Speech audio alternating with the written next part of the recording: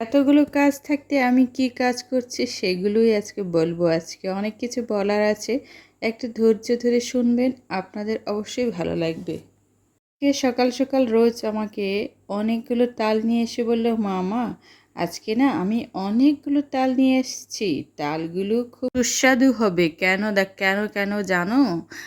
তালটা হচ্ছে এত সুগন্ধি, আর এখান থেকে এতগুলো সুগন্ধি বের হচ্ছে, মনে হচ্ছে কি তালগুলো আমি এক্ষুনি খেয়ে ফেলি। এটা হচ্ছে আমার লক্ষ্মী মেয়ে রোজের কথা।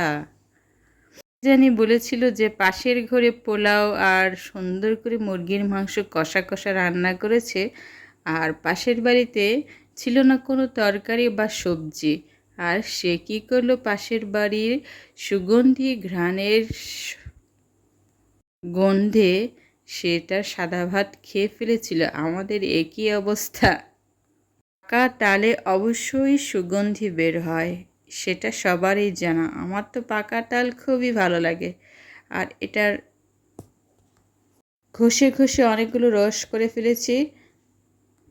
রসগুলো আরও ঘষলে আরও সুন্দর করে অনেকগুলো রস বের হবে, কারণ পাকা তালে অনেকগুলো হলুদ রস বের হয়।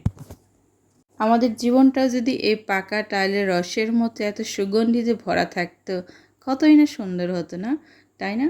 আমাদের জীবনটা হচ্ছে টক ঝাল মিষ্টিতে ভরা। এত জীবনের প্রতিটা সময়টাতে এত টক ঝাল কোনোটাই নয়, মিষ্টিও নয়, সব কিছু সংমিশ্রণে আমাদের জীবন অতীব সুন্দর, অতীব সুশ্রী এবং অতীব শৃঙ্খলাতে ভরা, যদি আপনি জীবনকে ঠিক এভাবে পরিচালিত করতে চান।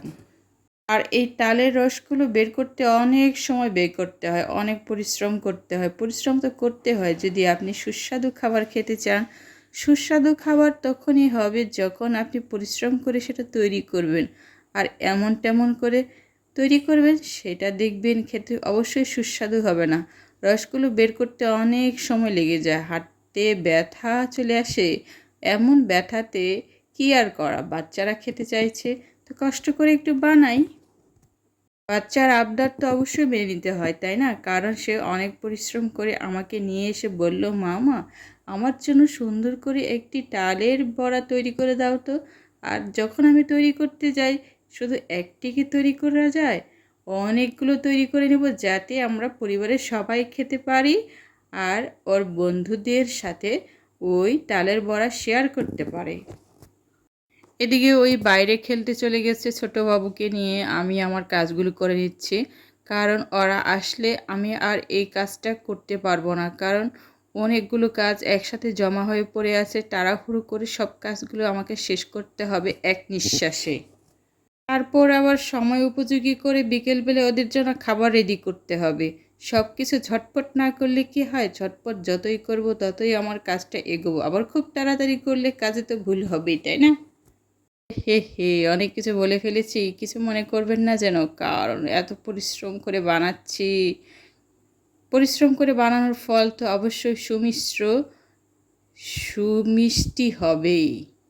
মিষ্টি হওয়ার জন্যই তো এত কষ্ট করছি, যাতে ওদের মুখে টুকটুক করে হাসি ফোটাতে পারি। সবাই ভালো থাকুন, দেখা হবে আবার পরের ভিডিওতে। টাটা।